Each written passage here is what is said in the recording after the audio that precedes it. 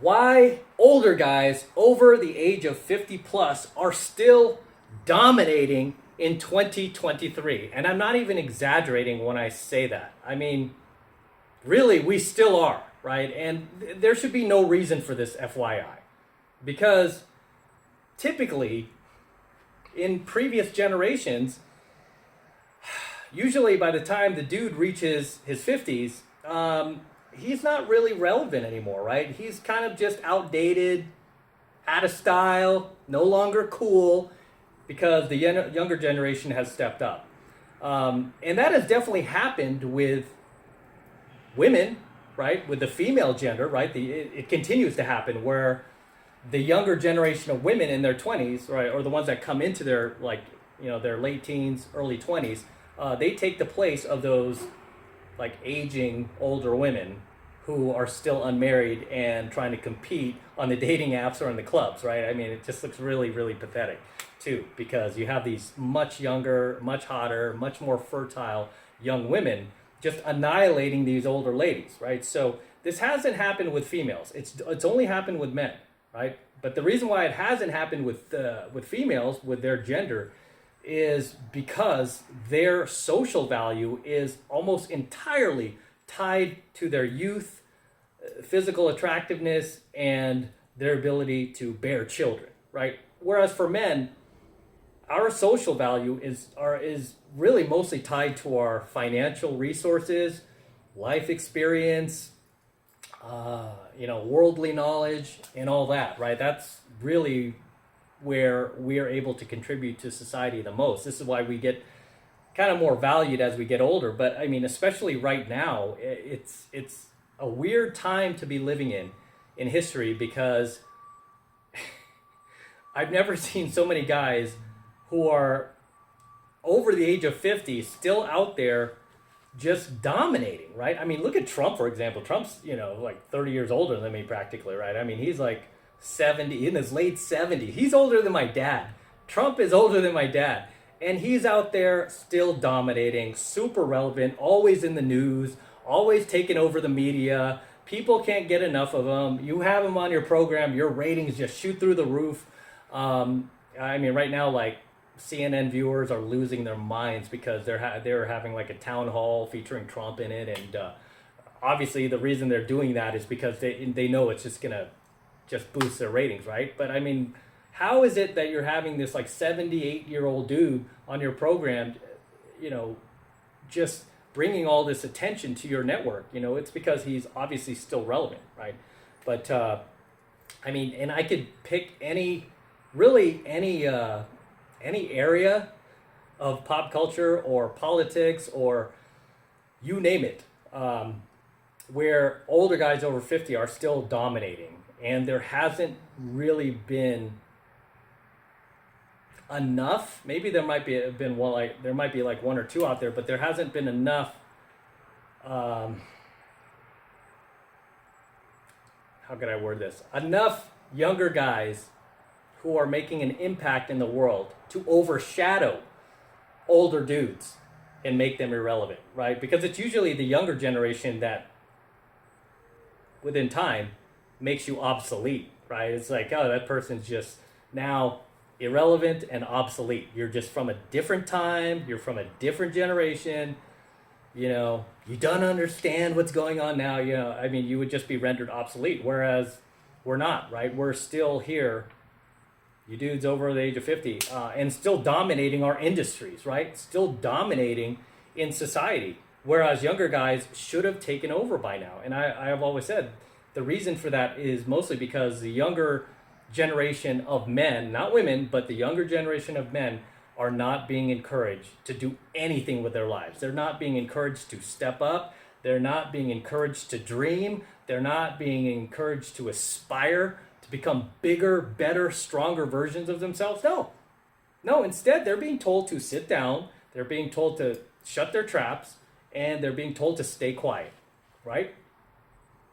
And they're being told that, hey, if you do anything, right, anything close to pursuing anything you desire inside of you, that's toxic.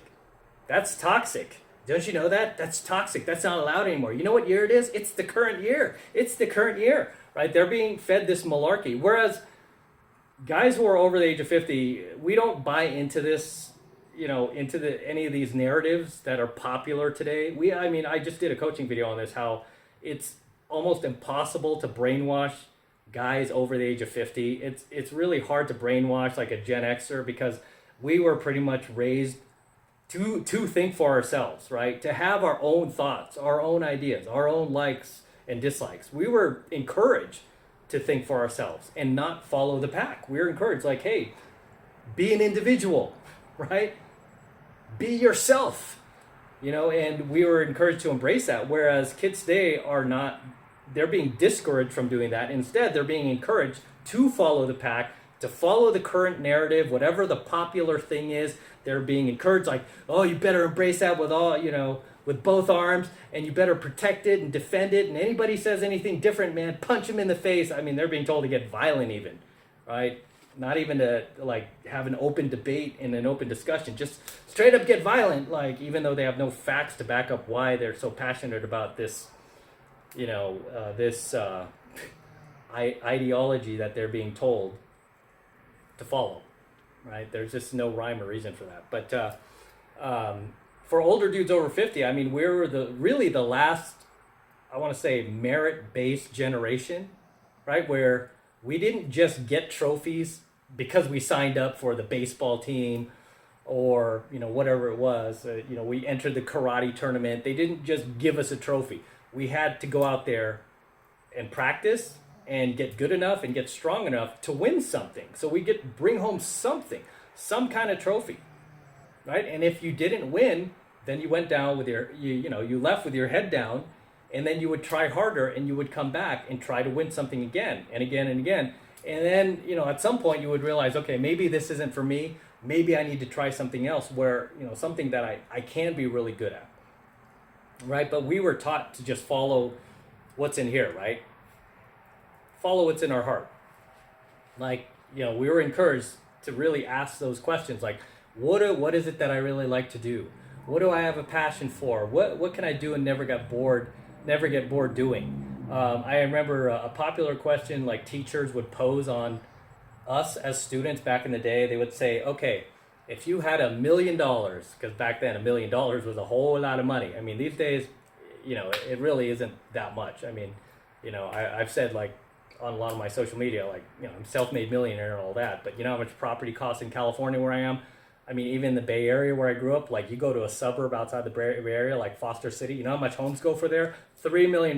You know how old these homes are? They're old, man. They're like 60 years old, falling apart, rickety. People want $3 million for these homes. I mean, yeah, $1 million just does not go a whole long, depending where you are in the country. Maybe here in Vegas, it actually will go pretty far, but where I live in California, man, that's not a whole lot of money anymore. But back in the day when we were in school, we were often told, like, hey, if you had $1 million, what would you do with your life? Like, essentially you wouldn't have to work again. What would you want to do with yourself if somebody just gave you $1 million? What would you choose to do, right? That was the question. Then you would really think about it, go, yeah, man, what if I didn't have to do anything and I could just do whatever I wanted? And then, if you liked fixing up old cars, that's what you would do. Or if you like photography or painting, whatever it was, right? That is what you would do, right? And my answer was always like, I would want to just go out there and pick up girls. That's just what I wanted to do, right? And then I made a very successful business out of that. Even at a time when it was dying, right? Like the art form was dying. And it's still like, it amazes me how it works even better than it did before. Because most women just don't expect you to cold approach them anymore. So it's just so potent. So all of you get into mastery, by the way. But regardless, this is the main reason why you see so many older dudes out there still crushing it, right? Still just doing well for themselves, still very, very relevant in society, right? They're not being labeled obsolete or outdated because the younger generation of guys have not yet stepped up, right? I really hope at some point they do. I mean, I really do.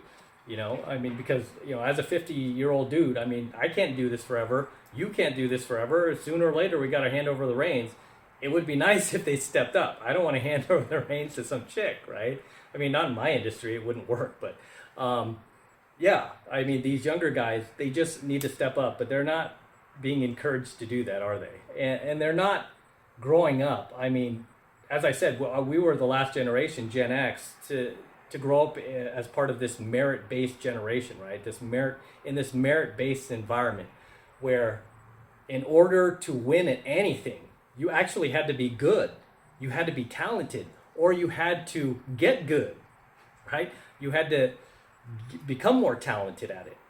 Whereas the generations that came after us, and I started to see this in the early 90s with my, I have a much younger brother and a much younger sister. There's like a 17-year age gap between us. But I remember they started school the early 90s. And I remember at their school, I started to hear the talk about the participation trophy, and I was just like dumbfounded. And I think I even mentioned to my younger brother, and as well as my younger sister at that time, I said, don't accept that trophy. Throw it in the trash. It's not worth anything. Oh, but it's a trophy. I'm like, you didn't earn it. If you didn't earn it, it goes in the trash. Simple as that, right? Whereas kids today are like, oh, look, I got my participation trophy. And that was also around the time when they started to do this kindergarten graduation. I'm like, that is the most asinine thing. What are you graduating from? I mean, that is just the most ridiculous thing, right? That is what leads these kids to be entitled. I mean, when you're in kindergarten, you're just essentially coloring, doing nap time, and picking your nose, right? There's no graduation for that. You didn't accomplish anything, right? The first graduation I remember having was in 8th grade. And even then, I felt kind of silly, right? I was like, I didn't really study as hard. I didn't really pay attention in class. I'm like, okay, graduate me, whatever, right? And that was 8th grade, whereas kids now are graduating from kindergarten. They're graduating from friggin' 5th grade. They're graduating. I mean, give me a break with all this, right? So there's really no merit. You know, these kids today are not growing up with in a merit-based environment. They're just being given things. So why is it any surprise that now, I mean, and we've seen these millennials enter the workforce, right? It's been 10 years now since they entered the workforce, maybe longer than that, where they're just demanding things, right? They're demanding a 6-figure income, right out of college with their gender studies degree. They're demanding, the corner office. I mean, and people just laugh at it, oh, that's just so silly, right? Why would you demand that? Well, look at the environment they grew up in, that they created for them, right? They did not grow up in this merit-based environment, whereas for the dudes who are around my age, we're the last generation that was essentially told hey, if you didn't win anything, it's probably because you suck, right? And you need to find something that you don't suck at or get better at this so you don't suck as much, right? Adults had no problem telling us when we were not good enough and you need to improve. Whereas kids today, oh, God forbid you tell them that they're not good enough, right? There'll be lawsuits. You'll be on the news. It's so crazy the times we're living in. But this is the main reason why guys over 50 are still dominating. Because at the end of the day, no matter what the media has to say about it or anybody else out there, you're not going to get rewarded for not having any talent, not being creative, not knowing how to win. You're not going to be rewarded for these things. Instead, you're just going to be out there living on the street in a cardboard box, right? If you don't have family members to depend on. So yeah, man, I just really want to see the younger generation step up, man. I really do. And that's why I do content like this, right? I have a lot of younger guys following me. And I just hope that, to see you guys succeed at least. Because, most of your peers are probably not following content like this, right? They're probably watching the establishment legacy media and taking their cues from them, whereas you're at least thinking for yourself, right? And you realize that there's no such thing as a free lunch in this world, because you know what? There isn't. As always, this is Matt Cross from AlphaMaleSecrets, signing out here from the Las Vegas Strip, trying to give you guys the best view I can here. So don't forget to smash that like button below. Do it for the DeLorean. Smash that like button below. Also, hit that notification bell right next to it so that you're notified whenever I release a brand new coaching video here on the YouTube. More importantly, guys, make sure you subscribe to my channel, okay? please make sure you subscribe because it helps me out with the YouTube algorithm. They do not like to promote coaching videos like mine that help guys, help men to become better men, to become the best versions of yourself. They don't like that, okay? So I need your help. Make sure you're subscribed to my channel. It's free, doesn't cost anything. And it helps us as men, okay? It helps reach other guys as well.